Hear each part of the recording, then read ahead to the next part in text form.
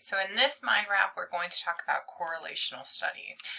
Correlational studies tends to be a very big go-to for statistical analysis in psychology. So we're going to talk about some advantages, some disadvantages, and what exactly a correlational study does.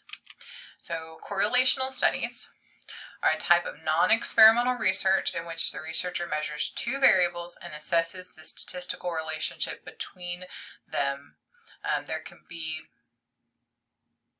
little to no effort to control any extraneous variables. Extraneous variables, by the way, are things that affect our measured variable that we can try to control for. Sometimes we can, sometimes we can't. It just all depends.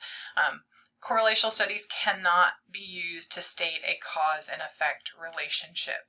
Okay, correlational research is not defined by where or how the data is collected. So it could be through naturalistic observations, which is when we just go out and observe something, like maybe you look at the time it takes somebody to back out of the parking spot when somebody is present to pull in versus when somebody is not present to pull into that parking spot. Survey data, we can even use archival data. So a lot of times when we talk about, you hear there's a correlation between the phases of the moon and the increase of crime rates. That's all archival data that people have pulled together and done a correlational study. But again, remember, correlational study does not mean a cause and effect relationship. So one example I want to show you is ice cream consumption leads to murder. So you can see as the ice cream consumption, which is the blue line, increases, so does the line for murder, which is the red line. So obviously the more ice cream we eat, the more murders are going to happen. So you can kind of see that's what a correlational study does. It takes two relationships and sees if there is an interaction between them. Now, obviously, ice cream consumption does not lead to murder, so you can see here that there is definitely some limitations on correlational studies.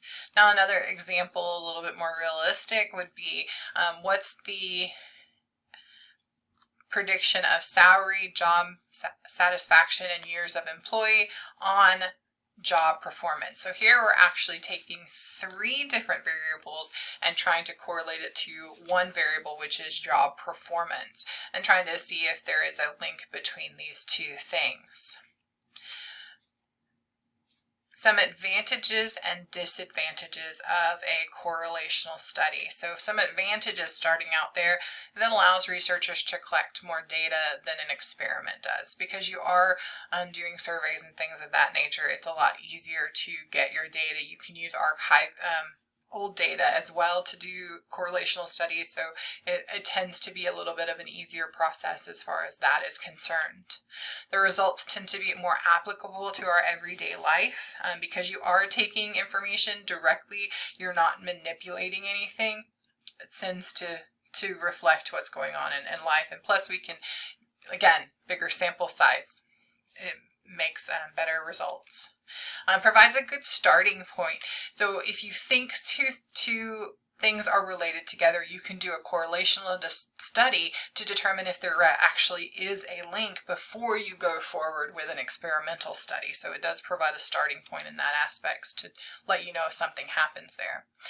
Determines the strength and direction of the relationship, so you can narrow your findings down in an experiment later. What we talk about strength and relationship, so correlational studies are always reported in decimal form. So you reported anywhere between -1 and a +1. The closer to 1, either negative or positive, the stronger the correlation is. The closer to 0 that the number is, the less the two items are correlated. In fact, 0 is no correlation whatsoever.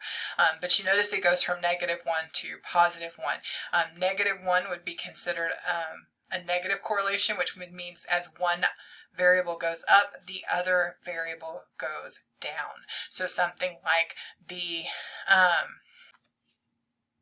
so for example, the more hours you spend playing a video game, the lower your grade in your classes go. Or on the other side, as the positive one would be, as one increases, the other increases. So the more hours that you spend studying, the higher your test grade might be. So those would be a positive correlation, whereas the other would be a negative correlation. So now let's talk about some disadvantages in correlational studies. So some disadvantages in correlational studies is you cannot conclude that there is an actual relationship between these two variables, as we talked about with the ice cream consumption and murder. Even though two variables are correlated, and they can be correlated very highly, that does not mean that they actually affect one another, that there's an actual relationship between those two things.